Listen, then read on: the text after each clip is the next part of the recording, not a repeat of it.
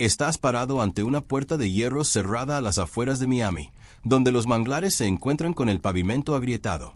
Más allá de los barrotes, una caseta de piedra caliza se alza entre la maleza, columnas hundidas, techo medio derrumbado, ventanas selladas con placas de acero oxidadas. Sin letreros, sin hitos históricos, solo silencio y el olor a podredumbre salada. La mayoría de la gente que pasa por esta esquina no se fija dos veces. Pero si conoce la historia, si ha oído los rumores que corren entre los historiadores y archivistas de Miami, sabrá lo que está viendo. Esto es todo lo que queda de Villa Serena, el segundo palacio de James Deering, el hombre que construyó Vizcaya. Sí, eso Vizcaya, la joya italiana de la bahía vizcaína, el paraíso millonario de un gigante industrial, la mansión que todo turista de Miami ha fotografiado. Pero Villa Serena, esa fue borrada, demolida en 1954. Enterrada entre archivos legales, disputas fiscales y vergüenza familiar. Y lo único que queda en pie es esta caseta de vigilancia, con un sótano que se selló el día que llegaron las excavadoras y que nunca se ha abierto desde entonces. Esta no es una historia de belleza. Es una historia de secretismo, ambición y la clase de riqueza que se devora a sí misma. Porque James Deering no solo construyó un palacio en Miami, construyó dos. Y el segundo, el que casi nadie conoce, destrozó a su familia, desencadenó una investigación federal y se convirtió en el símbolo oculto de todo lo que Vizcaya debía ocultar. Así que si estás aquí buscando la versión de cuento de hadas de las mansiones de la Edad Dorada, estás en el lugar equivocado.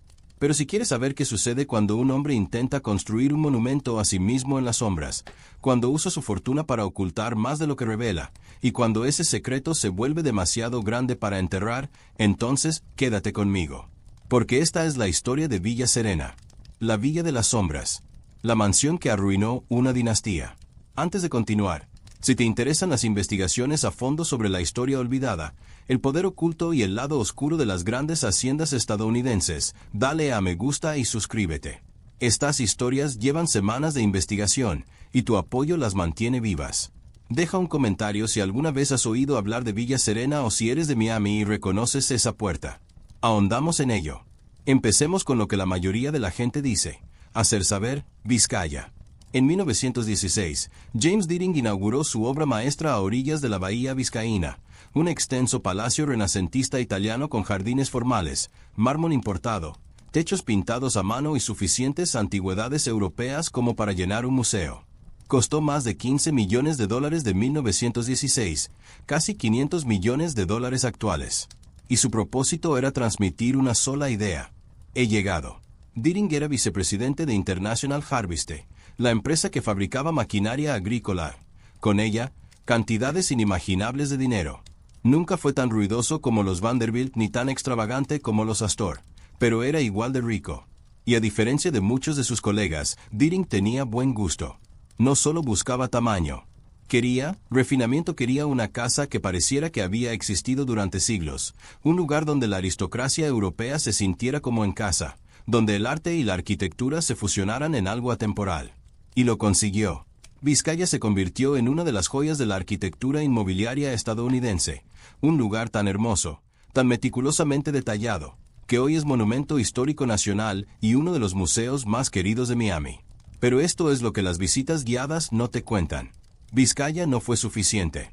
Mientras los equipos de construcción colocaban mosaicos en las grutas del jardín, los canteros tallaban balaustradas y los pintores doraban el techo de la sala de música, James Deering ya planeaba algo más grande, algo más oscuro. La llamó Villa Serena. Y a diferencia de Vizcaya, diseñada para deslumbrar al público e impresionar a sus pares, Villa Serena fue diseñada para ser invisible. La propiedad se adquirió en 1918. Tan solo 2 años después de la finalización de Vizcaya. Se encontraba 8 kilómetros tierra adentro, enclavada en lo que entonces era un denso bosque subtropical, lejos de la bahía, lejos de miradas indiscretas. El terreno era barato. La ubicación fue deliberada. Deering no quería otra joya. Quería un reino privado. La historia oficial, repetida en las pocas menciones periodísticas que se conservan, era que Villa Serena serviría como un refugio tranquilo y espacio de almacenamiento para la desbordante colección de arte de Deering. Las paredes de Vizcaya ya estaban repletas de pinturas, esculturas, tapices y muebles adquiridos de fincas europeas en ruinas tras la Primera Guerra Mundial. Simplemente no había espacio para más. Así que Villa Serena, según se decía, sería el anexo, una villa a escala reducida donde Deering podría rotar las piezas, donde podría recibir a grupos más pequeños de amigos y coleccionistas en un ambiente más íntimo. Reducido, íntimo, tranquilo. Eso le dijo a la prensa. Eso le dijo a su familia. Eso le dijo a los urbanistas de Miami cuando solicitó los permisos. Pero los planos contaban una historia diferente. Villa Serena se diseñó como un complejo, no una sola casa, sino una red de estructuras. Una residencia principal, sí, pero también un ala independiente para invitados, un edificio de galería, un complejo de bodegas, una portería con habitaciones para el personal. Lo más inusual, una bóveda subterránea de almacenamiento accesible solo a través de una escalera oculta bajo el salón principal. Los planos especificaban muros de hormigón armado, cámaras climatizadas, puertas de seguridad de acero, sistemas de ventilación mucho más sofisticados que los de Vizcaya. Este no era un lugar para guardar muebles. Este era un lugar para esconder algo. La construcción comenzó en 1919. Desde el principio, fue diferente.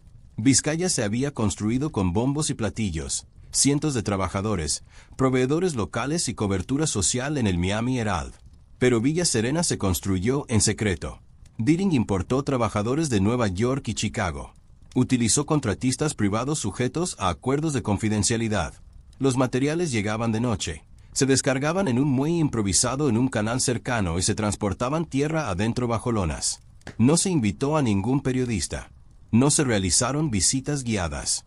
Incluso los socios comerciales de Deering en International Harvest fueron ignorados. Y así fue durante 2 años. Piedra a piedra, habitación a habitación. Una mansión que crecía en las sombras, invisible para todos, excepto para los hombres que la construyeron y el que la pagó. Pero entonces, en 1921, sucedió algo que James Deering no había planeado. Su hermano se enteró. Charles Deering, hermano mayor de James, coheredero de la fortuna Harvest y propietario de su propia finca en Miami, al norte de Vizcaya, siempre había sido el más cauto y conservador de los dos. Mientras que James estaba obsesionado con el arte, la belleza y el legado, Charles estaba obsesionado con el control, la imagen pública y el apellido familiar. Y cuando Charles se enteró de que su hermano estaba construyendo una segunda mansión en secreto, invirtiendo millones en un proyecto que nadie había aprobado, revisado y explicado, se puso furioso. El enfrentamiento ocurrió en la biblioteca de Vizcaya, en la primavera de 1921. Lo sabemos porque Charles mantuvo registros meticulosos, y décadas después, los documentos de su patrimonio fueron donados a los archivos de la Universidad de Miami. En una carpeta, enterrado entre facturas y correspondencia, hay un memorando manuscrito, fechado el 14 de abril de 1921, titulado simplemente Ray, James y la propiedad del interior. No es un relato completo de la conversación, pero el tono es inconfundible. Charles escribe que James se negó a aclarar el propósito de Villa Serena, que evadió preguntas directas sobre costos y financiamiento, que se mostró hostil cuando se le presionó sobre el tema de las habitaciones subterráneas. Y luego, esta línea. Dijo que la colección era asunto solo suyo. Dijo que no lo entendería. Dijo que algunas cosas están más seguras si se mantienen alejadas del mundo. Más seguro. Separado. Del mundo. ¿Qué significa eso? Charles no lo sabía. Pero sabía lo suficiente como para preocuparse. Porque para 1921, la fortuna de la familia Deering, por enorme que fuera, no era infinita. International Harvest se enfrentaba a huelgas, demandas y una creciente presión de los sindicatos. Las acciones de la empresa habían caído. Los dividendos eran inciertos. Y allí estaba James, gastando dinero como si nunca se fuera a acabar, en un proyecto que nadie podía ver ni justificar. Charles exigió transparencia. Exigió una auditoría. Exigió ver los planes, los costos, los objetivos de Villa Serena. James se negó. Y esa negativa desencadenó una guerra familiar que duraría años y que eventualmente arrastraría al gobierno federal. Pero antes de llegar a eso, necesitamos hablar de lo que realmente había dentro de Villa Serena. Porque aquí es donde la historia se vuelve más oscura y más extraña. Para 1922, la estructura principal de Villa Serena estaba terminada. No era tan imponente como Vizcaya, sin vistas panorámicas de la bahía ni balaustradas de mármol con vistas a jardines formales, pero aún así era imponente. 3 plantas, 40 habitaciones, fachada de piedra caliza, tejas de terracota. Desde fuera, parecía una finca de estilo neocolonial español, elegante, pero sin ostentación. El tipo de casa que un hombre adinerado construiría si buscara privacidad antes que elogios. Pero el interior era diferente. Donde Vizcaya había sido diseñado como un escaparate, un lugar donde cada habitación contaba una historia, donde cada cuadro tenía un pedigrí, donde los invitados eran, quiso decir, para deslumbrarse. Villa Serena fue diseñada como una bóveda. Las habitaciones estaban tenuemente iluminadas, con cortinas gruesas y ventanas mínimas. Las paredes estaban cubiertas de vitrinas y estanterías hechas a medida, pero nada estaba etiquetado. No había placas, catálogos ni libros de visitas. Y las piezas en sí, lo poco que sabemos de ellas, eran inusuales. No es el tipo de arte que se exhibiría en Vizcaya. Ni retratos renacentistas, ni muebles rococó, ni jarrones Min. No, la colección Villa Serena era más oscura. Relicarios medievales, retablos góticos, fragmentos de cantería catedralicia, esculturas funerarias, manuscritos iluminados de monasterios disueltos, pinturas con temas religiosos, martirios, crucifixiones, piedades, muchas de ellas dañadas, algunas incompletas, y antigüedades, muchas antigüedades, bustos romanos, fragmentos de cerámica griega, figuras etruscas de bronce, escarabajos egipcios, objetos que, en la América de la década de 1920, inundaban el mercado a medida que las antiguas familias europeas vendían sus propiedades y los yacimientos arqueológicos del Mediterráneo eran saqueados por comerciantes oportunistas. James Deering siempre había sido coleccionista, pero esto era diferente. No se trataba de belleza, se trataba de posesión sobre adquirir cosas que nadie más tenía, sobre extraer objetos de la historia y guardarlos donde solo él pudiera verlos. Y aquí está el problema, gran parte de ello era ilegal. En aquella época, las leyes internacionales que regían los bienes culturales eran, en el mejor de los casos, confusas. Pero incluso en la década de 1920, existían normas. Algunos países, Italia, Grecia, Egipto, habían empezado a restringir la exportación de materiales arqueológicos. Los museos empezaban a exigir documentación de procedencia. Las casas de subastas estaban siendo sometidas a un riguroso escrutinio. Pero los coleccionistas privados, sobre todo los coleccionistas privados estadounidenses adinerados, operaban en una zona gris. Y los comerciantes lo sabían. Con suficiente dinero y discreción, se podía comprar casi cualquier cosa. Sin preguntas, sin papeleo. Y James Deering tenía ambos. Sabemos por los registros de envío, descubiertos posteriormente durante una investigación federal en 1935, que, entre 1919 y 1923, Deering recibió al menos 14 cajas de materiales decorativos, procedentes de Marsella, Nápoles y Alejandría. Los manifiestos enumeraban artículos como piedra fragmentaria, cerámica variada y paneles religiosos. Información imprecisa, genérica, deliberadamente desinformativa. Pero a los funcionarios de aduanas del puerto de Miami no les importó. Vieron a un hombre rico importando obras de arte para su patrimonio privado. Lo dejaron pasar. Y esas cajas fueron directo a Villa Serena. Ni a Vizcaya. Ni a ninguna galería pública. Directamente a la bóveda subterránea bajo la sala principal, la bóveda climatizada, reforzada con acero y accesible solo a través de una escalera oculta tras una estantería falsa en el estudio privado de Deering. ¿Por qué ocultarlo? Si se trataba de adquisiciones legítimas, compras legales, ¿por qué el secretismo? Porque James Deering sabía, él tenía saber que al menos una parte de lo que estaba comprando había sido robada. Y aquí es donde gira la historia. Porque en el año 1923, uno de esos envíos fue marcado. No por las autoridades estadounidenses, por el gobierno italiano. Había llegado una pista, una carta anónima enviada al Ministerio de Cultura italiano, que alegaba que un cargamento de fragmentos de mármol, recientemente vendido en una subasta en Nápoles, había sido sustraído ilegalmente de la excavación de una villa romana cerca de Pompeya. La carta mencionaba al comerciante, y también al comprador, James Deering. El gobierno italiano abrió una investigación. Contactaron al Departamento de Estado de Y solicitaron documentación. Querían saber dónde habían ido a parar esos fragmentos. Y el Departamento de Estado, repentinamente muy interesado en mantener buenas relaciones con la Europa de la posguerra, aceptó cooperar. Aquí debería haber terminado. Una consulta amable. Algo de papeleo. Quizás una multa. Quizás un acuerdo para devolver algunas piezas. Pero James Deering no cooperó. Se negó a proporcionar documentación.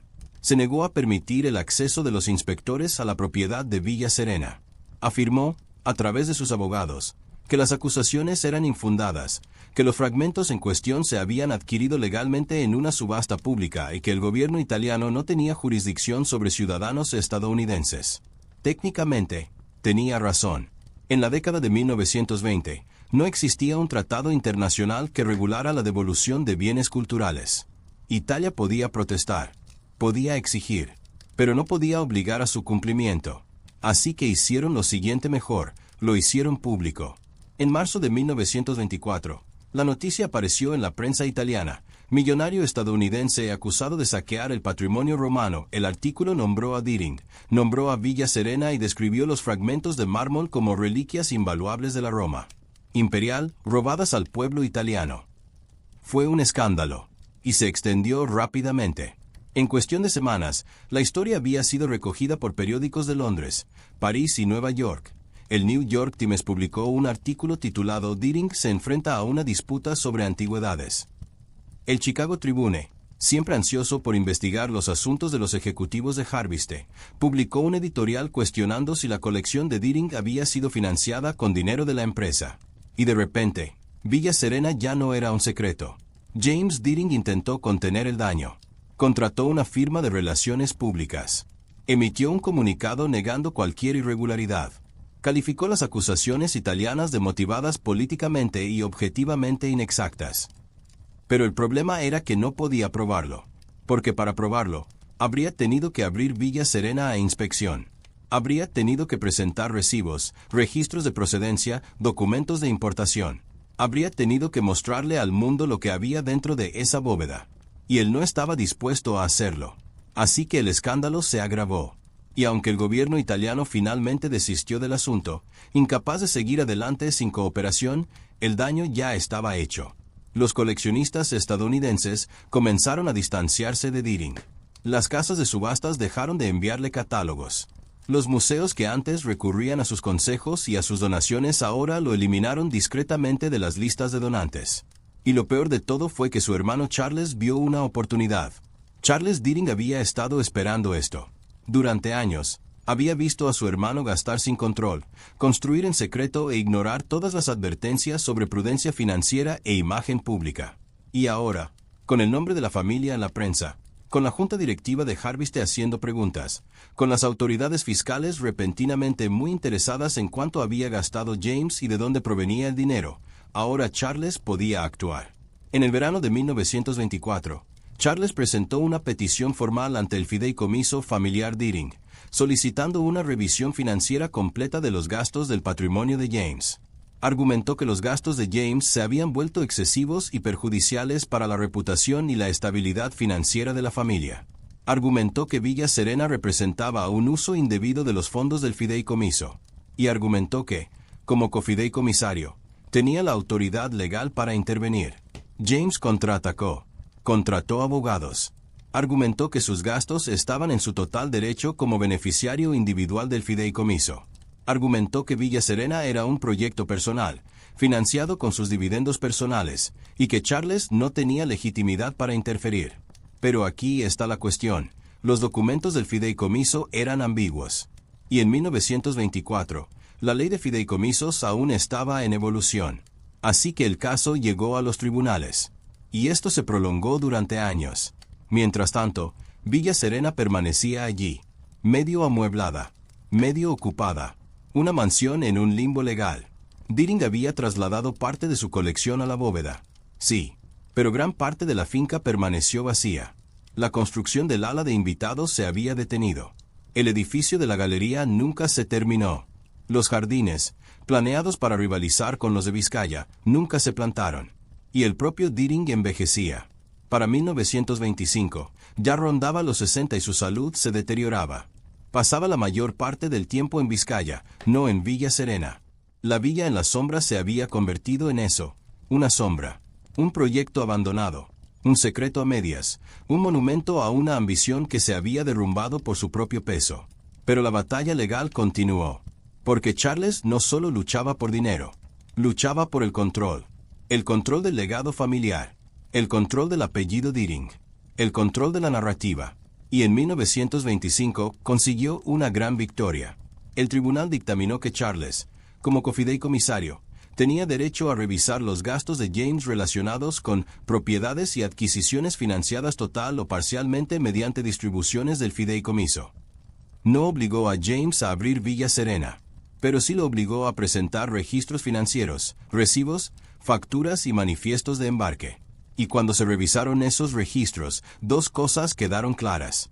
Primero, James había gastado más de lo que nadie imaginaba en Villa Serena. No solo en los costos de construcción, que ya sumaban millones, sino también en las adquisiciones, el arte, las antigüedades, el mobiliario. Siendo conservadores, había gastado más de $8 millones en Villa Serena entre 1918 y 1924, aproximadamente $140 millones actuales. Segundo, gran parte de ese dinero no provenía de sus dividendos personales, sino de préstamos garantizados con sus acciones de Harviste. Préstamos que, de ser exigidos, podrían desestabilizar toda su situación financiera.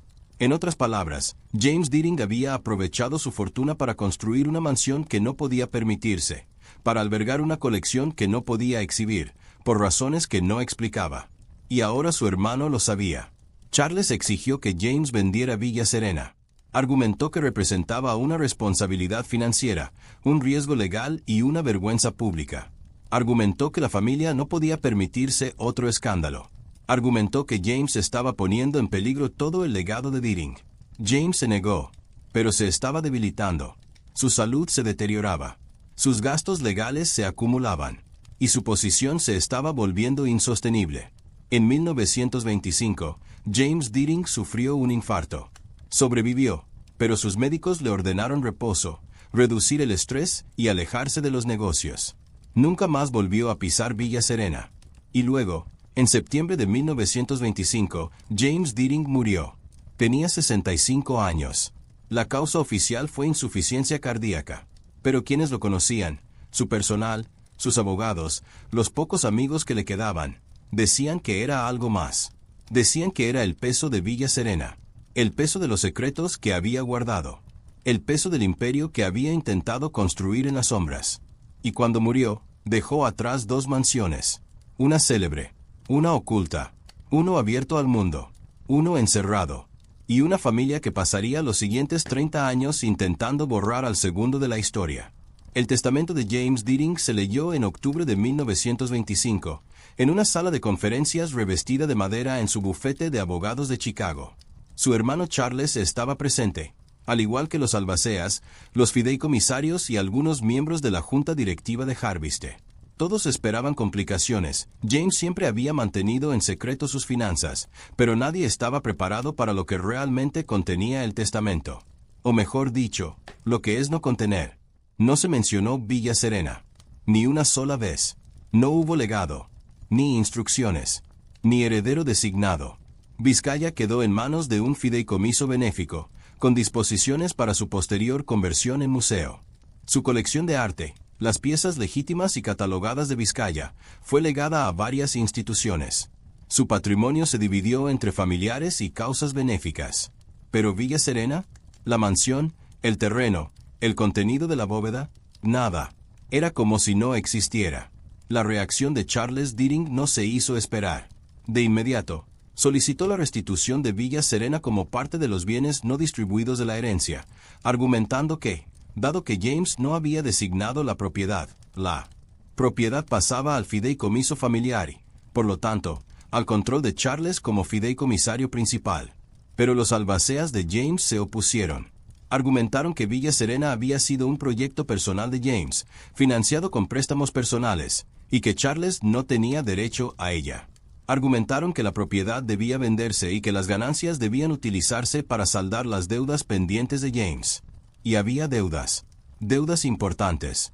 Cuando finalmente se auditaron los registros financieros del patrimonio, los albaceas descubrieron que James había tomado prestados casi $3 millones con sus acciones de Harviste como garantía para financiar la construcción y las adquisiciones de Villa Serena, deudas que, con intereses, sumaban más de $4 millones. El patrimonio seguía siendo solvente, pero apenas. Si se exigían esos préstamos, si los acreedores exigían el pago, toda la fortuna de Deering podría estar en riesgo. Así que los albaceas recomendaron la liquidación, vender Villa Serena, vender el contenido, pagar las deudas, cerrar el capítulo. Charles estuvo de acuerdo, pero por diferentes razones. No solo quería que se vendiera Villa Serena, la quería borrado, quería desmantelar la propiedad, sellar los registros y enterrar el escándalo. Porque mientras Villa Serena existiera, mientras existieran rumores sobre lo que James había escondido allí, el nombre Deering quedaría manchado. Y así, a principios de 1926, se tomó la decisión. Villa Serena se vendería discretamente, en privado, sin subasta pública, sin cobertura de prensa, sin atención. Pero primero tuvieron que inventariar el contenido. Y ahí fue cuando todo se complicó. Los albaceas contrataron a un equipo de tasadores para catalogar la colección de Villa Serena. En marzo de 1926, llegaron a la finca 3 hombres, todos con experiencia en bellas artes y antigüedades, que juraron confidencialidad. Pasaron 2 semanas dentro, y cuando salieron, se estremecieron. No tenemos su informe completo. Fue sellado por orden judicial en 1927 y nunca se ha hecho público. Pero sí tenemos fragmentos. Notas en los archivos de los albaceas. Cartas entre los tasadores y sus firmas. Y un memorando filtrado, publicado años después en una revista histórica de Miami, que nos da una idea de lo que encontraron. El memorando, fechado el 18 de marzo de 1926, dice: la colección es extensa pero irregular. Muchas piezas carecen de procedencia. Algunas están dañadas o incompletas. La bóveda subterránea contiene artículos de origen incierto, incluyendo varios artefactos que podrían estar sujetos a restricciones impuestas por gobiernos extranjeros. Se recomienda una revisión legal antes de cualquier venta o transferencia. Origen incierto. Restricciones de gobiernos extranjeros. En otras palabras, robado. O por lo menos, adquiridos ilegalmente. Los tasadores identificaron más de 300 artículos en la colección de Villa Serena. Aproximadamente la mitad eran legítimos. Pinturas, muebles y objetos decorativos adquiridos legalmente, con clara procedencia y documentación. Estos podían venderse. Pero la otra mitad, las piezas en la bóveda, las piezas que James había mantenido ocultas, eran problemáticas. Fragmentos de mármol romano, cerámica griega, objetos funerarios egipcios, relicarios medievales. Algunos tenían registros de subasta, pero no licencias de exportación. Otros no tenían ningún registro. Y algunos, incluyendo un conjunto de paneles de piedra tallada que los tasadores creían que provenían de una iglesia italiana desmantelada, fueron casi con certeza robados. Los albaceas estaban horrorizados. No se trataba solo de un riesgo legal, era un riesgo criminal. Si el gobierno equivocado se enteraba, si el periodista equivocado se hacía con la historia, la familia Deering podría enfrentarse a un proceso judicial, demandas internacionales, una humillación pública a una escala que haría que el escándalo de 1924 pareciera una vergüenza menor. Así que tomaron una decisión. Las piezas legítimas se venderían. Las piezas cuestionables se venderían remoto. No destruido. No devuelto. Solo eliminado. Lo sacaron de Villa Serena, lo transportaron a un lugar seguro y lo almacenaron indefinidamente, hasta que se pudieran resolver las cuestiones legales, o hasta que hubiera pasado suficiente tiempo para que a nadie le importara más. Y eso fue exactamente lo que pasó. En la primavera de 1926, un convoy de camiones llegó a Villa Serena en plena noche. Sin etiquetas, sin distintivos de la compañía, solo vehículos sin distintivos y hombres vestidos de civil. Cargaron cajas, docenas de ellas. El contenido de la bóveda, pieza por pieza, envuelto en lona y arpillera, cargado en camiones y llevado. ¿A dónde fueron? Nadie lo sabe. Los archivos de los albaceas no lo indican. Los documentos de Charles Deering no lo mencionan. Nunca se les preguntó a los tasadores. Pero años después, circularon rumores. Algunos decían que las cajas fueron llevadas a un almacén en Chicago y finalmente destruidas. Otros decían que fueron enviadas al extranjero y vendidas en el mercado negro. Algunas teorías descabelladas afirmaban que estaban ocultas en los sótanos de museos o colecciones privadas, ocultando deliberadamente su origen. Lo único que sabemos con certeza es esto. En mayo de 1926, la bóveda de Villa Serena estaba vacía. Tras retirar las piezas controvertidas, los albaceas procedieron a vender la herencia. Pero pronto se toparon con un problema. Nadie quería comprarlo. Villa Serena era grande, costoso de mantener y estaba en medio de la nada. Miami, en la década de 1920, estaba en auge. El valor de los terrenos se disparaba y surgían nuevas urbanizaciones por todas partes, pero Villa Serena no estaba en la costa. No estaba cerca del centro. No estaba en un barrio de moda. Estaba aislado, oculto, manchado por el escándalo. Los compradores adinerados no estaban interesados. Los promotores no vieron el valor. Y las pocas personas que eran los curiosos se asustaron por los rumores. Rumores sobre arte robado, investigaciones federales y una mansión maldita donde un hombre había escondido sus pecados. Así que Villa Serena permaneció vacía. Mes tras mes, año tras año. La finca pagaba un mantenimiento mínimo. Un conserje que revisara las cerraduras, un jardinero que evitara que la maleza invadiera la entrada. Pero eso era todo. Nadie vivía allí. Nadie la visitaba. La mansión se convirtió en un fantasma. ¿Y Charles Deering? No quería saber nada de eso. Se negaba a visitarlo. Se negaba a hablar de ello. Para él, Villa Serena era un error, un monumento a los peores impulsos de su hermano, y cuanto antes desapareciera, mejor.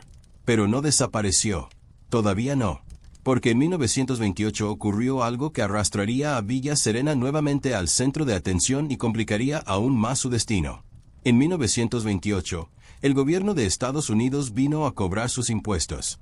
El impuesto federal sobre el patrimonio se había introducido durante la Primera Guerra Mundial, y para finales de la década de 1920, el IRS se estaba tomando en serio su aplicación, especialmente en lo que respecta a familias adineradas con fideicomisos complejos y registros financieros turbios.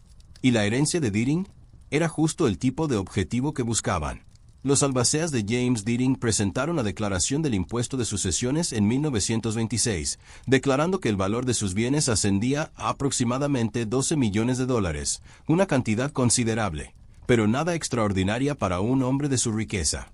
Habían pagado los impuestos correspondientes. Dieron por cerrado el asunto, pero Hacienda no estaba satisfecha, porque sus auditores habían notado algo extraño.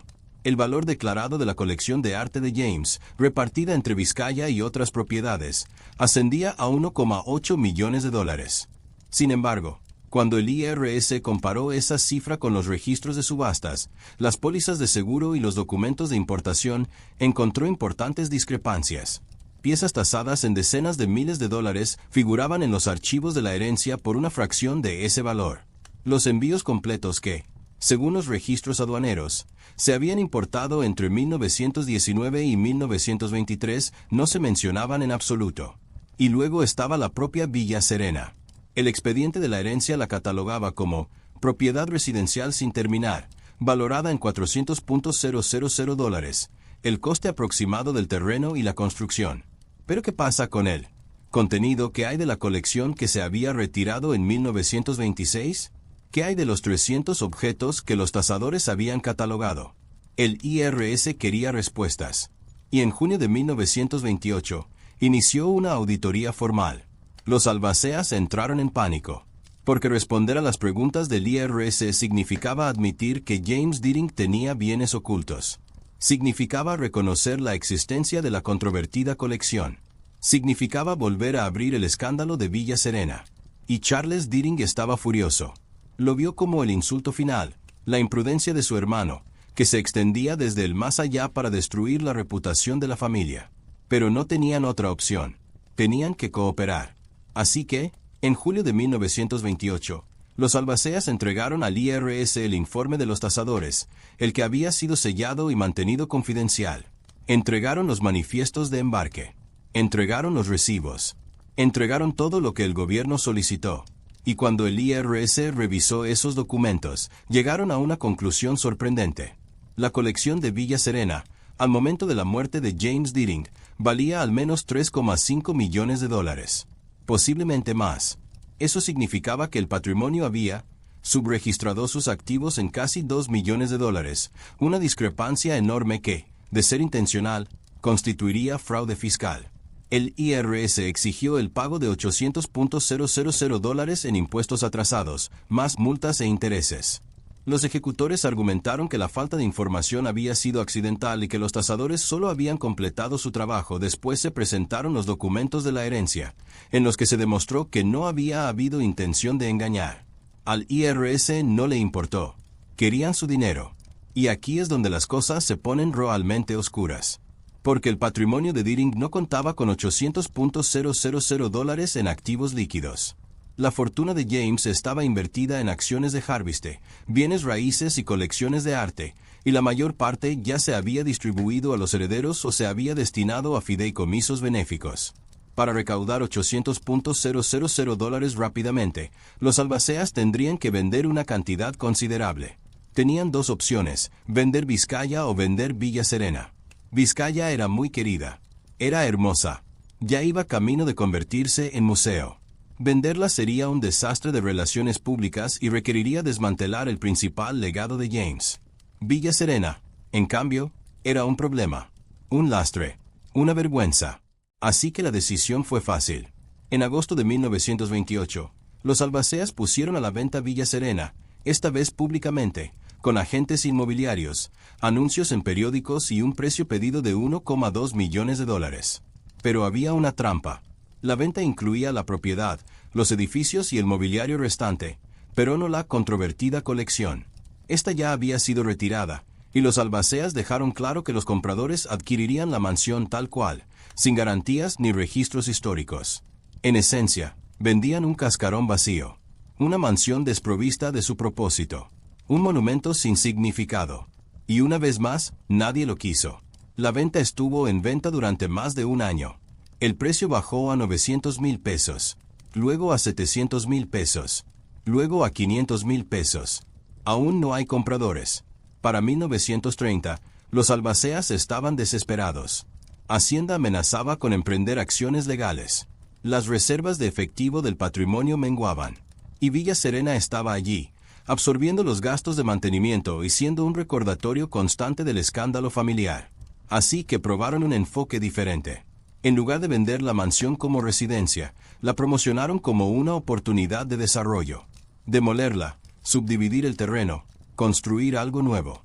La propiedad era lo suficientemente grande, más de 30 acres, como para convertirla en una urbanización o un proyecto comercial.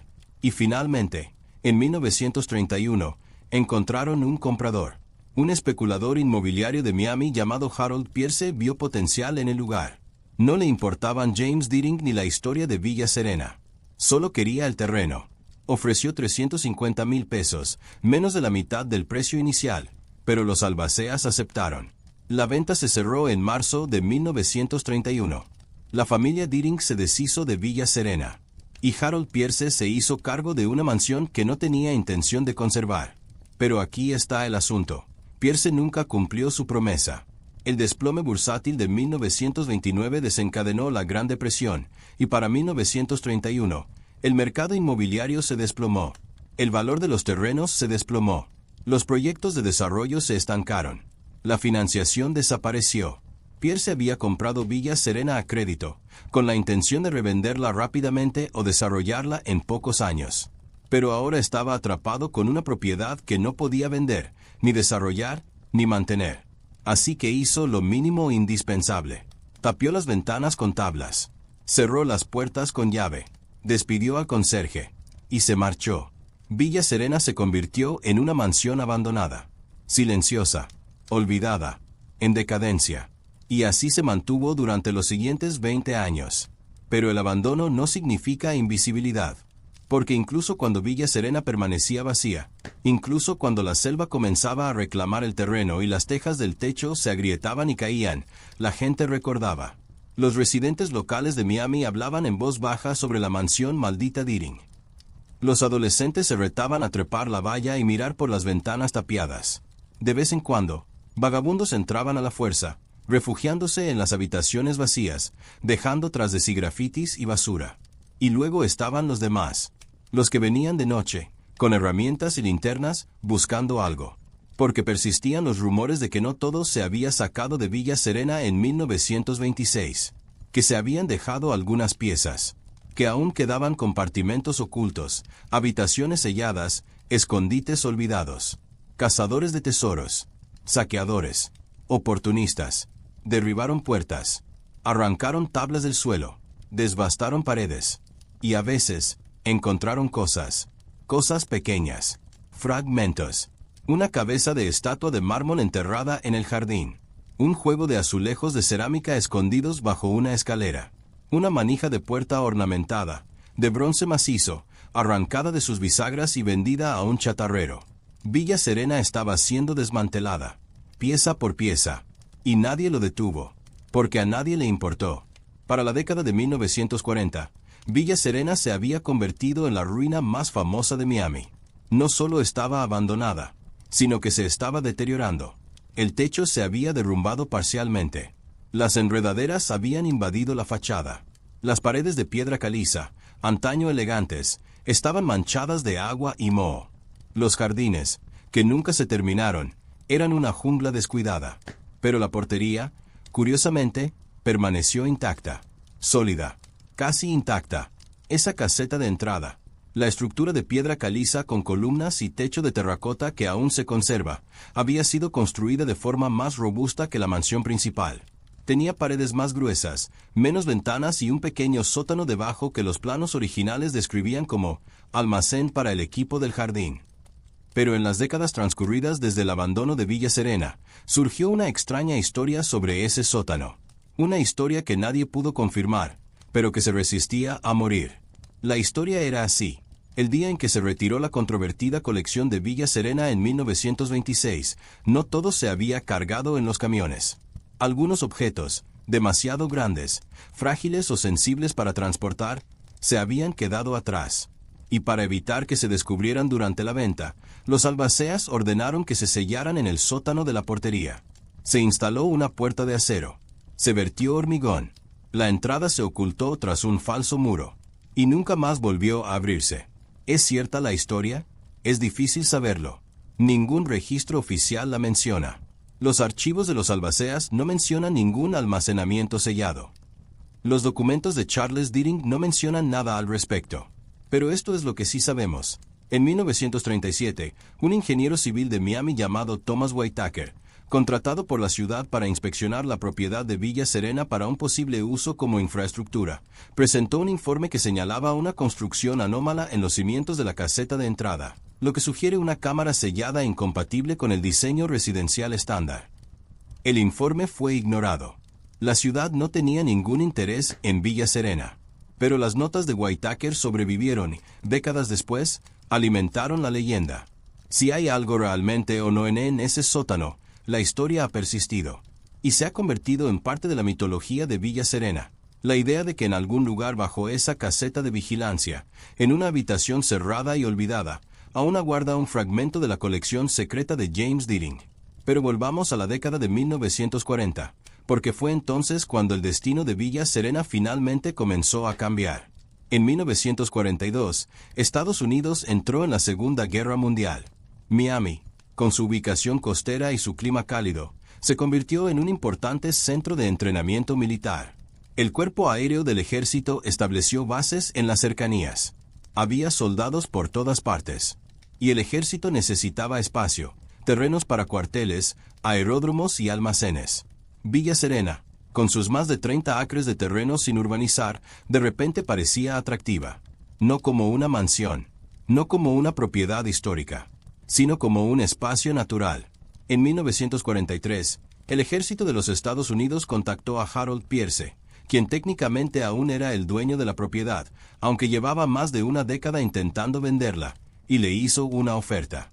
No querían comprarla, querían alquilarla. Pierce aprovechó la oportunidad. Firmó un contrato de arrendamiento de 5 años y el ejército se instaló allí. Pero no usaron la mansión. Construyeron alrededor cuarteles temporales, almacenes, depósitos de vehículos, todo construido en los terrenos de Villa Serena. La mansión misma se consideró insegura y se abandonó, una reliquia derruida en medio de un bullicioso campamento militar. Y así permaneció durante el resto de la guerra. Al terminar la guerra en 1945, los militares se retiraron.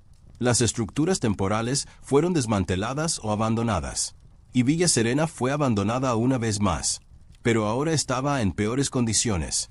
Los soldados habían usado partes de la mansión como almacén. Habían derribado paredes para acceder a los espacios interiores. Se habían llevado todo lo útil, tuberías de cobre, lámparas e incluso partes del suelo de baldosas. La mansión quedó destrozada. Un cascarón vacío. Harold Pierce, ya septuagenario y desesperado por deshacerse de la propiedad, la puso a la venta una vez más. Esta vez no pedía dinero en efectivo. Pedía cualquier oferta. Simplemente quíteselo de las manos. Y en 1947, finalmente encontró un interesado. El comprador fue un promotor inmobiliario de Miami llamado Arthur Blanton, especializado en proyectos de vivienda de posguerra. A Blanton no le interesaba James Deering ni la historia de Villa Serena. Vio una oportunidad, un terreno barato en una ciudad en crecimiento, ideal para urbanizar. Compró la propiedad por $85,000, una fracción de lo que el patrimonio esperaba obtener 2 décadas antes, e inmediatamente comenzó a planificar su demolición. Pero la demolición llevó tiempo, y dinero, y permisos. Así que durante los siguientes años, Villa Serena simplemente permaneció allí, esperando. Y durante ese periodo de espera, sucedió algo extraño. Los periodistas empezaron a prestar atención. En 1949, un reportero del Miami Herald-Catherine, Moore escribió un artículo sobre las fincas olvidadas de Miami. Visitó varias mansiones abandonadas, entrevistó a historiadores locales e incluyó una sección sobre Villa Serena. El artículo se titulaba La mansión que murió 2 veces, una referencia a la muerte de James Deering en 1925 y al lento deterioro de la finca. Era una buena pieza, bien documentada, evocadora y llena de detalles inquietantes. Pero fue el párrafo final el que causó revuelo.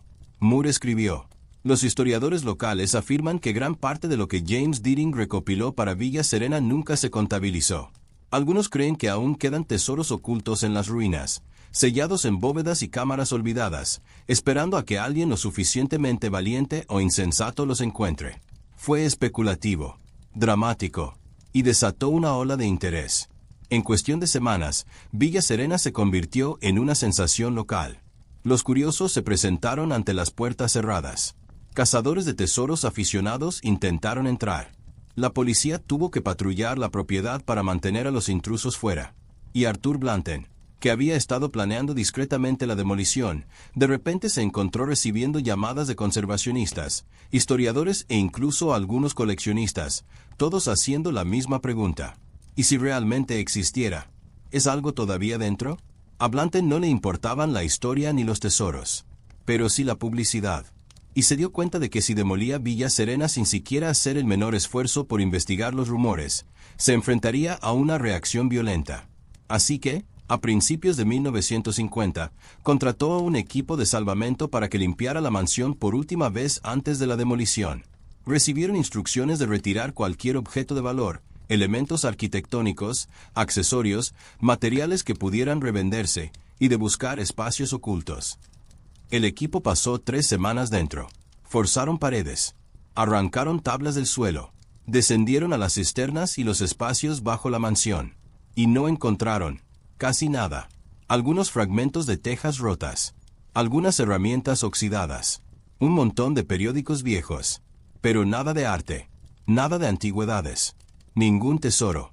La bóveda oculta bajo el salón principal, vacía. La escalera oculta tras la estantería, tapiada y vacía.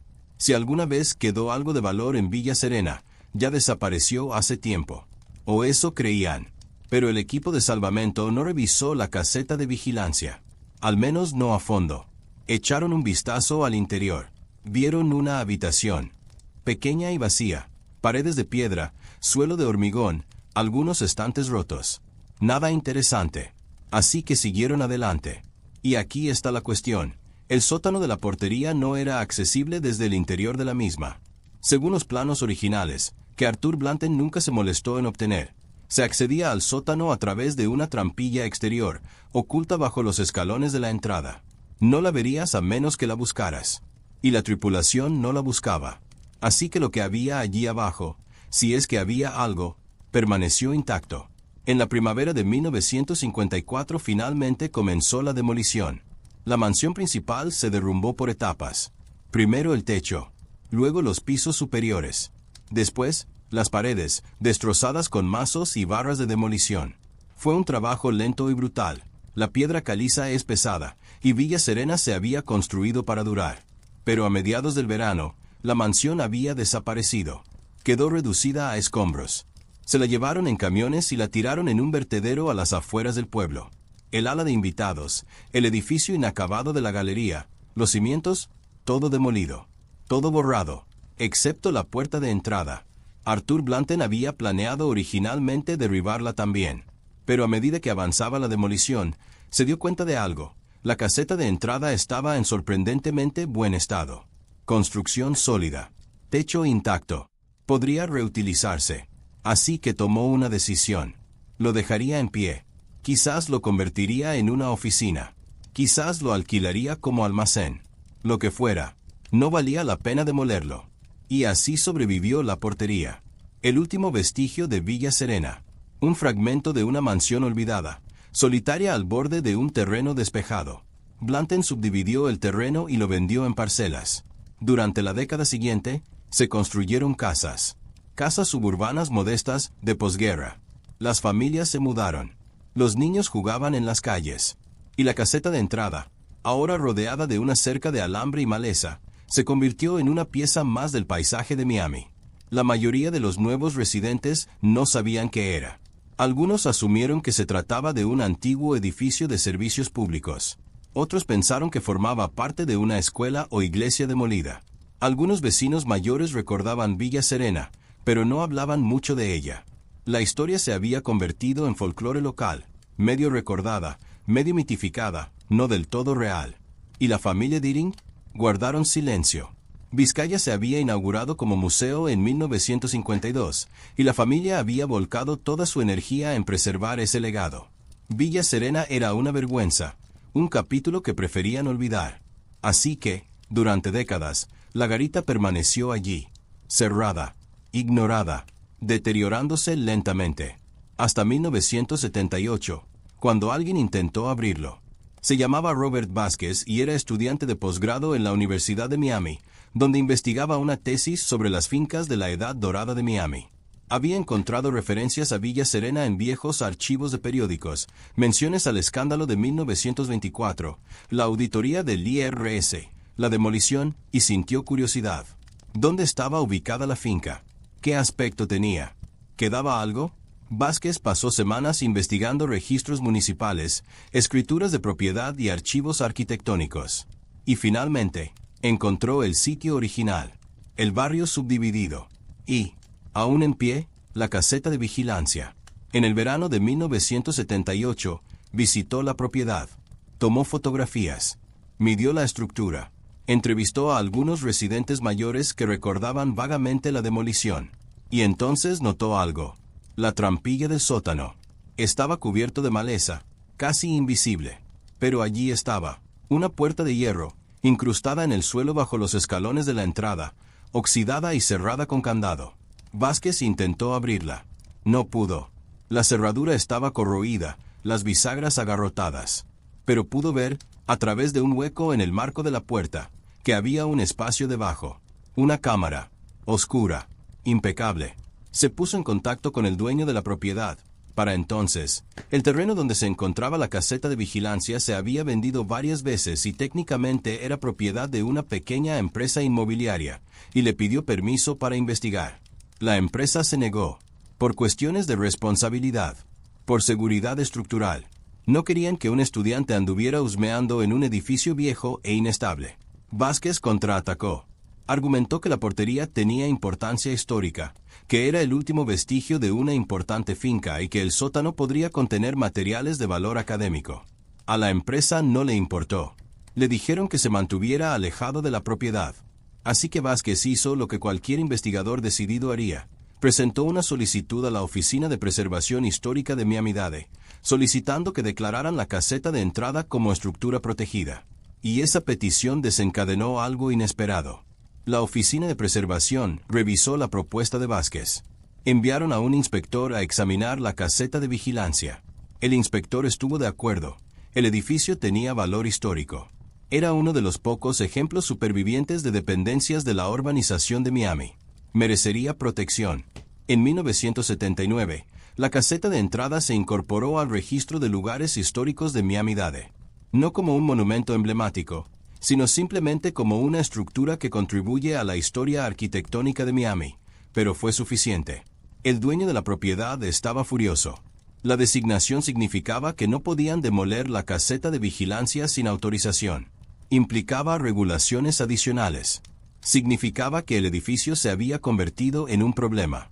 Entonces lo cercaron, instalaron carteles de prohibido el paso y se marcharon. ¿Y Robert Vázquez? Nunca entró. Completó su tesis sin ella. Pasó a otras investigaciones. Pero nunca se olvidó de ese sótano. Años después, en una entrevista, dijo: "No sé si hay algo ahí abajo.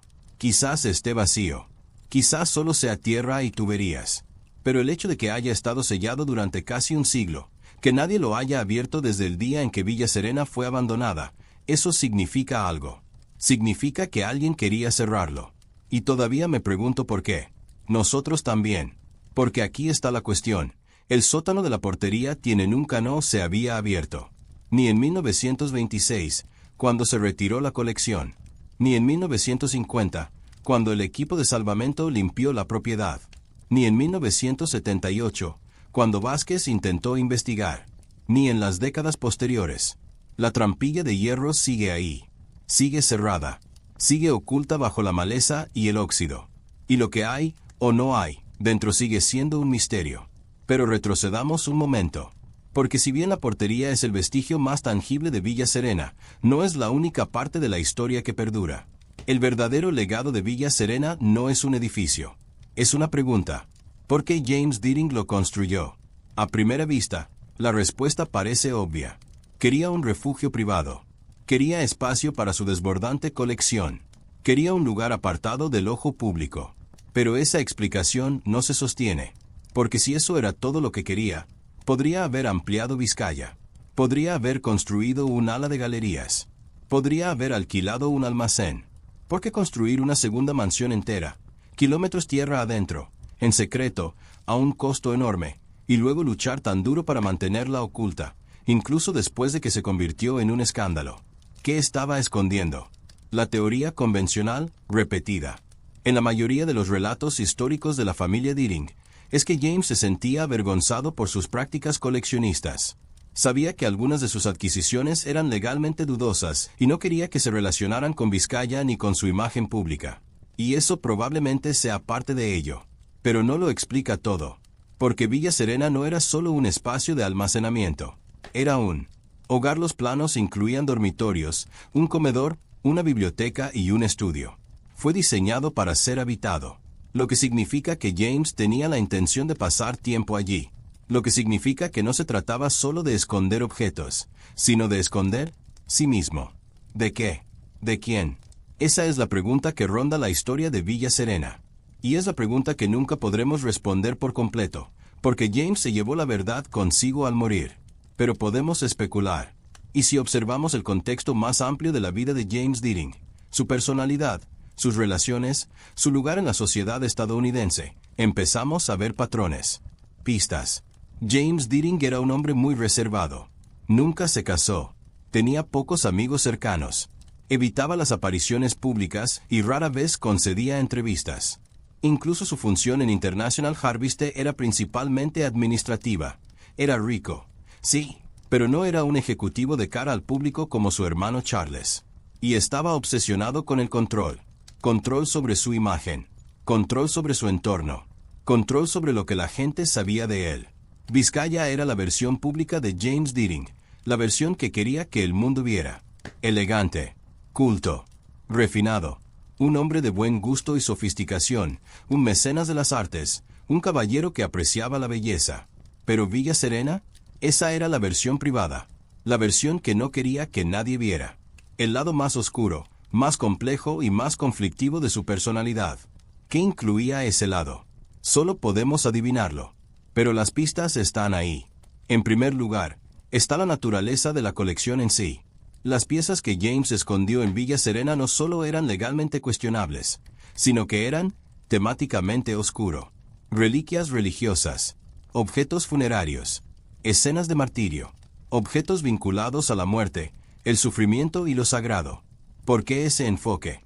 ¿Por qué no pinturas rococó desenfadadas o porcelana alegre?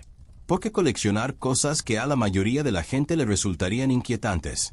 Algunos historiadores han sugerido que James se sentía atraído por lo macabro, que tenía una fascinación por la mortalidad y lo espiritual, y que Villa Serena era su capilla privada, un lugar donde podía contemplar esos temas sin ser juzgado.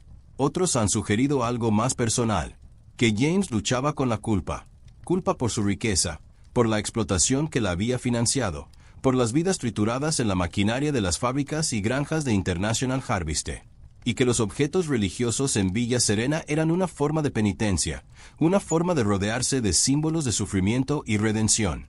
No lo sabemos, pero sí sabemos que James no era un hombre feliz.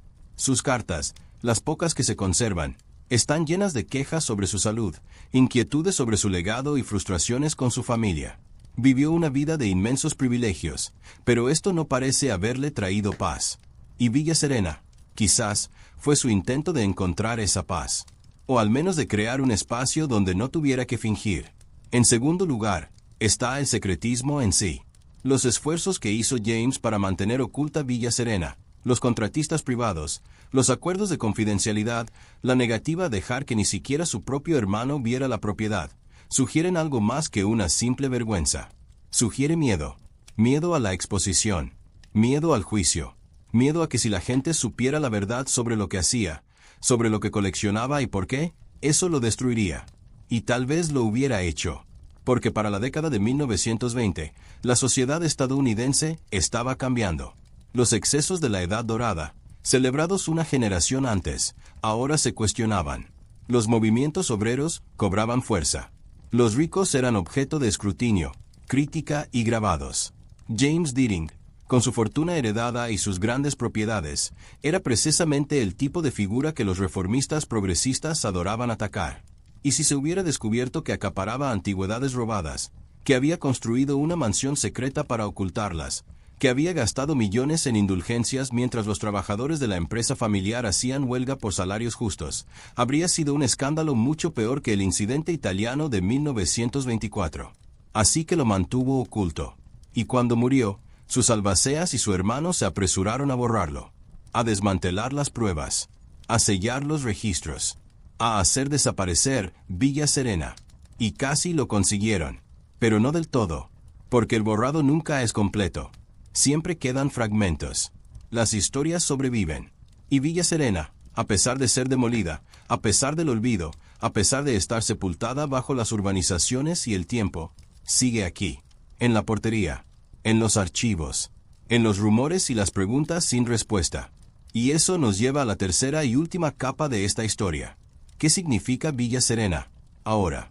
Porque la cuestión es la siguiente. Villa Serena no se trata solo de James Deering. Se trata de un patrón mucho más amplio. Un patrón que vemos una y otra vez en la historia de la riqueza y el poder. El patrón de la segunda casa. La finca de la sombra. La fortuna oculta. A lo largo de la historia, los muy ricos siempre han construido dos versiones de sí mismos. La versión pública, la mansión en la colina, la fundación filantrópica, la colección de arte donada al museo. Y la versión privada, la cuenta en el extranjero, el fideicomiso secreto, el recinto cerrado donde se realizan los verdaderos negocios y se guardan las verdaderas colecciones. Vizcaya y Villa Serena son solo un ejemplo, pero hay muchísimos más. Los magnates ladrones de la Edad Dorada que construyeron grandes mansiones urbanas mientras acumulaban riqueza discretamente en cuentas ocultas. Los aristócratas europeos que abrieron sus palacios a los turistas mientras vendían artefactos saqueados en privado. Los multimillonarios modernos que abogan por la transparencia y la responsabilidad social mientras operan a través de empresas fantasma e islas privadas. Es la misma historia, repetida a través de siglos y culturas. el rostro público y la verdad oculta, el monumento y la sombra. Y Villa Serena es un recordatorio de que la sombra siempre está ahí, incluso cuando ha sido demolida, incluso cuando ha sido borrada del registro oficial, incluso cuando la familia intenta olvidar, porque no se puede construir un imperio, financiero, cultural o personal, sin dejar ruinas a su paso. Y esas ruinas cuentan una historia que los monumentos nunca contarán. Vizcaya nos cuenta que James Deering era un hombre de cultura y buen gusto. Villa Serena nos cuenta que también era un hombre de secretos y contradicciones. Y ambas cosas son ciertas. Eso es lo que hace que Villa Serena sea tan inquietante. No por lo que hay en ese sótano sellado, aunque Dios sabe que todos sentimos curiosidad, sino por lo que representa todo el proyecto. Representa el precio de la perfección, el precio de mantener una imagen pública impecable, el precio que esconder tu verdadero yo te cobra a ti y a quienes te rodean. James Deering pasó los últimos años de su vida viajando entre dos mansiones, una que el mundo podía ver y otra que nadie podía ver. Una que celebraba la belleza y otra que atesoraba la oscuridad. Y al final, ninguna lo salvó. ¿Y qué hay de la familia? Los Deering que vinieron después de James pasaron décadas intentando enterrar Villa Serena. Sellaron los registros, evitaron el tema, dedicaron toda su energía a Vizcaya, convirtiéndola en una querida institución cultural, un símbolo de la historia y la elegancia de Miami. Y lo consiguieron. Vizcaya es un lugar de celebración. Está protegida. La visitan cientos de miles de personas cada año. Pero Villa Serena es una nota al pie, una historia de fantasmas, una ruina cuya existencia casi nadie conoce. Y quizá eso era lo que Charles Deering quería: borrar la vergüenza, reescribir la historia familiar, asegurarse de que, al pensar en el apellido Deering, la gente pensara en belleza y legado, no en escándalo y secretismo. Pero aquí está el problema con borrar: nunca funciona.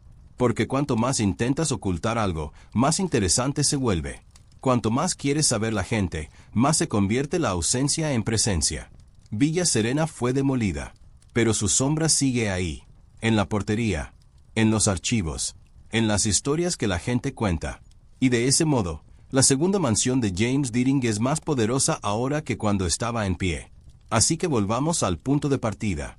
Aquella puerta de hierro cerrada, aquella caseta de vigilancia desmoronada, aquella bodega sellada. ¿Qué hay realmente ahí abajo? La respuesta romántica es un tesoro. Obras maestras perdidas. Reliquias robadas. Un tesoro de antigüedades invaluables que James Deering escondió y que nadie ha visto en un siglo.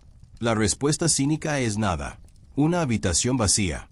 Suciedad, moho e infraestructura olvidada. La respuesta realista, probablemente algo intermedio. Porque esto es lo que sabemos. En 1926, los albaceas retiraron las piezas controvertidas de Villa Serena. Pero tuvieron que actuar con rapidez. Estaban presionados por Hacienda, por Charles y por la prensa. Es totalmente plausible que se les escapara algo. Que se les pasaran por alto algunos objetos. Que una o dos cajas acabaran en el sótano de la portería por falta de tiempo ni espacio para ocuparse de ellas. Y luego se vendió la finca.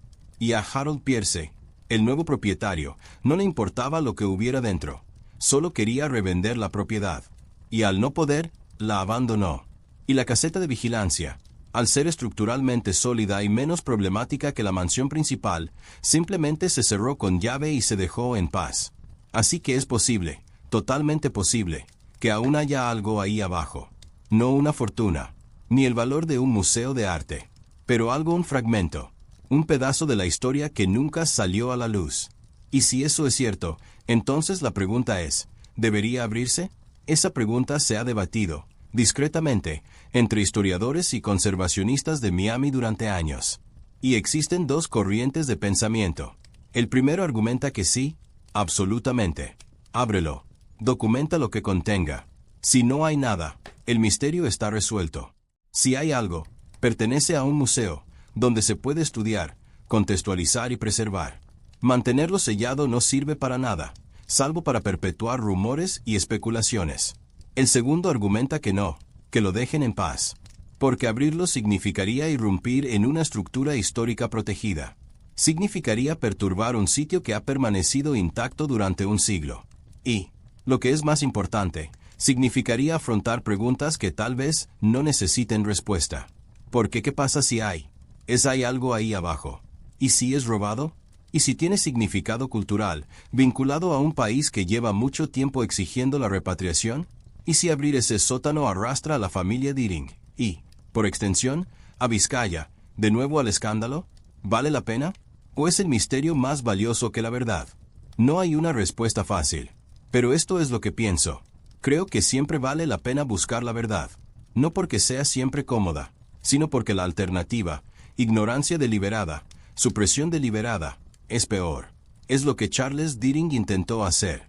Es lo que intentaron hacer los albaceas. Es lo que las personas poderosas siempre intentan hacer cuando sus secretos se vuelven inconvenientes. Y no debemos permitirles tener éxito. Villa Serena es parte de la historia. Una parte incómoda. Sí. Una parte que complica la narrativa de la familia Deering y cuestiona la imagen prístina de Vizcaya. Pero es real. Sucedió. Y fingir que no sucedió, o negarse a investigar porque podría ser un desastre, es una forma de cobardía histórica. Así que sí, el sótano de la caseta de vigilancia debe abrirse. Con cuidado. Con respeto. Con la presencia de historiadores, arqueólogos y conservadores. Con documentación completa y transparencia. Y con el entendimiento de que cualquier hallazgo, o cualquier imprevisto, se gestionará con ética. Porque la historia de Villa Serena no se trata solo de James Deering. Se trata de todos nosotros. De cómo recordamos la riqueza y el poder. De quién controla la narrativa. De lo que elegimos celebrar y lo que elegimos olvidar. Y si realmente queremos afrontar las complejidades de la historia, si realmente queremos entender no solo los monumentos, sino también las ruinas, entonces tenemos que estar dispuestos a abrir puertas cerradas. Pero hasta que eso suceda, la portería sigue en pie, oxidada, deteriorándose, aferrándose a los secretos que aún guarda. Y de vez en cuando, alguien lo nota, un vecino que pasa por allí, un aficionado a la historia que revisa archivos antiguos, un periodista que escribe un artículo sobre lugares históricos olvidados de Miami. Se preguntan, ¿quién construyó esto? ¿Para qué servía? ¿Por qué sigue aquí? Y a veces, si indagan lo suficiente, descubren la historia de Villa Serena. La villa en la sombra. La mansión que arruinó una dinastía. El lugar donde James Deering intentó esconderse y fracasó. Y ellos se quedan parados ante esa puerta cerrada, tal como lo haría usted si estuviera allí, y se preguntan, ¿qué hay dentro? ¿Qué dejó James Deering? ¿Y por qué, después de todos estos años, todavía importa? Porque sí importa. No por el tesoro, no por el escándalo, sino porque Villa Serena es un recordatorio de que el pasado nunca es tan simple como sugieren los monumentos, que la riqueza nunca es tan limpia como afirman sus benefactores, que el legado siempre es controvertido, siempre complejo, siempre construido sobre cimientos que preferimos no examinar. Vizcaya es hermosa, merece ser preservada y celebrada, pero Villa Serena también merece ser recordada, no como una nota al pie, no como una vergüenza, sino como parte de la historia completa, la historia de un hombre que construyó 2 mansiones, una para mostrarle al mundo, otra para esconderse, la historia de una familia que intentó borrar la segunda mansión, y casi lo consigue, la historia de una portería que aún sigue en pie, un siglo después, como último testigo de lo que se ocultó y lo que se perdió. Y quizás eso sea suficiente. Quizás no sea necesario abrir la puerta. Quizás el misterio sea lo importante. Porque a veces, las ruinas más impactantes no son aquellas por las que podemos caminar. Son aquellas que solo podemos imaginar. Las que existen en los vacíos del registro histórico. Las que nos recuerdan que, por mucho que documentemos y preservemos, siempre habrá partes del pasado que permanecerán ocultas. Oculto en sótanos sellados. Enterrado en archivos olvidados. Perdido en el silencio entre lo dicho y lo nunca dicho. Villa Serena es uno de esos lugares. Y mientras esa portería siga en pie, mientras ese sótano permanezca cerrado, la historia no habrá terminado. Está esperando a que alguien finalmente abra la puerta, o esperando a que aceptemos que algunas puertas están destinadas a permanecer cerradas. Sea como sea, sigue aquí. Sigue formando parte del paisaje. Sigue proyectando su sombra sobre la historia de James Deering, la familia Deering y el legado que tanto se esforzaron por controlar. Y esa sombra, al final, es el monumento más perdurable de todos. ¿Y entonces dónde nos deja esto? Hemos rastreado la historia de Villa Serena desde su construcción secreta hasta su demolición. Hemos visto cómo la ambición y la obsesión de James Deering lo llevaron a construir una mansión que no podía sostener, a coleccionar arte que no podía exhibir y a crear un legado que no podía controlar.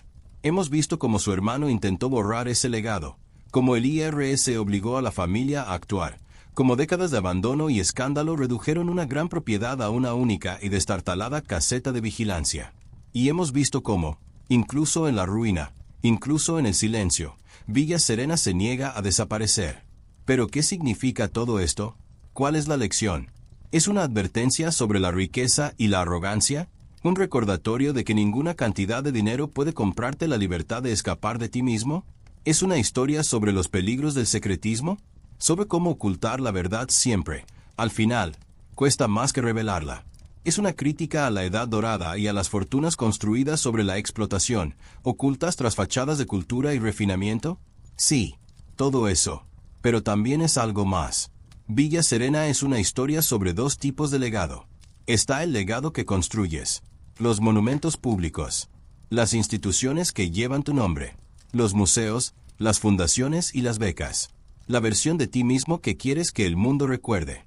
Y luego está el legado que dejas atrás, lo que intentaste ocultar, las concesiones que hiciste, la gente a la que lastimaste, los secretos que creías haber enterrado. James Deering construyó Vizcaya para que fuera su legado. Y lo es. Es hermosa. Está preservada. Es apreciada. Pero Villa Serena también es su legado. Y es más honesto. Porque Villa Serena nos muestra el costo. Los millones gastados en secreto. El arte adquirido sin ética. La familia destrozada. La fortuna al límite. El hombre que murió estresado, aislado, incapaz de reconciliar las dos versiones de sí mismo. Y la familia Deering intentó borrar ese segundo legado. Demolieron la mansión. Sellaron los registros. Lo volcaron todo en Vizcaya, en la historia que querían contar. Pero borrar no funciona. Porque el segundo legado siempre está ahí. En los archivos. En los rumores. En la puerta de entrada que aún sigue en pie. En las preguntas que aún persisten. Y quizás esa sea la lección más importante de Villa Serena. No puedes controlar tu legado. No del todo. Puedes construir los monumentos. Puedes forjar la narrativa. Pero las sombras siempre permanecerán. Las contradicciones. Las complicaciones. Lo que intentaste ocultar. Y al final, esas sombras son parte de quien eras tanto como los monumentos que construiste. ¿Y entonces qué pasa después? Hasta el momento, la caseta de entrada sigue en pie. Sigue inscrita en el registro de lugares históricos de Miami-Dade. Sigue rodeada por una cerca de alambre y maleza. Sigue cerrada con candado y es inaccesible. Ha habido intentos ocasionales de restaurarlo, propuestas para convertirlo en un pequeño museo, un sitio histórico interpretativo o incluso simplemente para estabilizar la estructura y evitar que se derrumbe. Pero la financiación siempre es un problema. Y el interés público, si bien presente, nunca ha sido lo suficientemente fuerte como para generar un impulso significativo. El Museo y Jardines Vizcaya, que conserva la propiedad principal de James Deering, nunca ha reconocido formalmente Villa Serena. No se menciona en sus exhibiciones. No forma parte de sus visitas guiadas. Si le preguntas a un guía turístico sobre el tema, recibirás respuestas vagas o una evasiva educada. Porque la misión de Vizcaya es celebrar la belleza y la cultura. Y Villa Serena complica esa misión. Plantea preguntas difíciles de responder. Obliga a la gente a reflexionar sobre el lado oscuro de la fortuna que construyó Vizcaya. Y eso resulta incómodo. Pero quizá esa incomodidad sea necesaria. Porque si vamos a preservar lugares como Vizcaya, y deberíamos hacerlo, pues son extraordinarios, también debemos estar dispuestos a reconocer lugares como Villa Serena. A contar la historia completa. A admitir que la belleza y la explotación, la cultura y el robo, el refinamiento y la ruina, son a menudo dos caras de la misma moneda. ¿Y qué pasa con ese sótano? Al momento de escribir esto, permanece sellado. Nadie lo ha abierto. Nadie ha intentado una investigación arqueológica formal. El propietario, una pequeña inmobiliaria sin interés en la historia, ha rechazado todas las solicitudes de acceso. Pero quizá eso cambie. Quizá alguien insista lo suficiente. Quizá una nueva generación de historiadores, periodistas o activistas decida que vale la pena investigar la verdad, que el misterio debe resolverse, que la puerta de entrada merece algo más que la lenta decadencia y la especulación. O tal vez no. Quizás el sótano permanezca cerrado para siempre. Quizás se derrumbe durante una tormenta, o sea demolido en un futuro proyecto urbanístico, y lo que esté, o no, dentro se pierda para siempre. Y quizás sea apropiado, porque Villa Serena siempre se trató de secretos, de cosas ocultas, de la brecha entre lo que mostramos al mundo y lo que mantenemos bajo llave. Y quizá algunos secretos estén destinados a permanecer enterrados. Pero no lo creo. Creo que los secretos tienen una forma de salir a la superficie, de exigir atención, de negarse a desaparecer, por mucho que intentemos borrarlos. Y Villa Serena sigue aquí, en fragmentos, en historias, en la caseta de vigilancia que se alza al borde de una calle residencial, incongruente e inquietante, un trozo de historia que no encaja con la narrativa que hemos construido en torno a la edad dorada de Miami. Sigue planteándonos preguntas. Sigue retándonos a mirar más allá de los monumentos. Sigue recordándonos que toda fortuna tiene una sombra, toda dinastía tiene sus ruinas y que todo legado es más complejo de lo que sugieren las placas y los rótulos de los museos. Así que la próxima vez que visites Vizcaya, y deberías, porque es extraordinario, piensa un momento en Villa Serena, en la mansión que se alzaba a 8 kilómetros, escondida en el bosque, construida en secreto y demolida por la vergüenza. Piensen en James Deering, el hombre que construyó 2 palacios. Uno para ser visto, otro para estar oculto. Piensa en lo que intentaba escapar, lo que intentaba proteger, lo que intentaba enterrar. Y piensen que, un siglo después, seguimos hablando de ello. Seguimos preguntándonoslo. Seguimos intentando comprenderlo. Porque ese es el poder de las ruinas. Sobreviven a los monumentos. Cuentan las historias que las historias oficiales omiten. Nos recuerdan que el pasado nunca es tan simple, tan limpio, tan resuelto como quisiéramos. Villa Serena ya no está, pero su sombra permanece. Y esa sombra es el monumento más verdadero de todos. Si has llegado hasta aquí, gracias. Estas inmersiones profundas requieren semanas de investigación, y tu tiempo lo es todo. Si quieres más historias como esta, propiedades olvidadas, escándalos ocultos, el lado oscuro de la gran historia, suscríbete y deja un comentario. Cuéntame qué te parece. Dime si alguna vez has estado en Miami, si alguna vez has visto esa garita, si alguna vez te has preguntado qué hay detrás de una puerta cerrada. Porque la historia no se trata solo de lo que recordamos. Se trata de lo que estamos dispuestos a descubrir. Gracias por ver el video. Nos vemos en el próximo.